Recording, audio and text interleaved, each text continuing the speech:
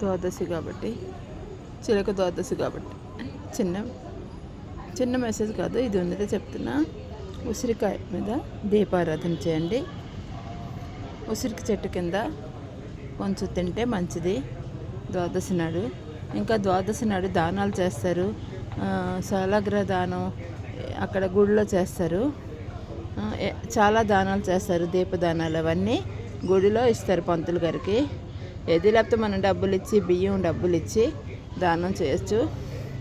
ఈరోజు ఒకవేళ కుదిరిపోయిన వాళ్ళు రేపు ఇచ్చి పంతులు గారికి డబ్బులు ఏవైనా. దానం ద్వాదశి నాడు చేస్తే మంచిది. ఇంకా ద్వాదశి నాడు అది అగస్త్యాకు తింటే మంచిది. ఇలా చాలా ఉన్నాయి ద్వాదశి, చిలక ద్వాదశి నాడు. అన్నిటికంటే మించి తులసి వివాహం జరుగుతుంది. ఇక ఇలా ఉసిరికాయ మీద దీపం పెట్టుకున్నా, దీపారాధన చేసుకున్నాం, హారతి ఇచ్చి ముగించుకుందాం. సరేనా?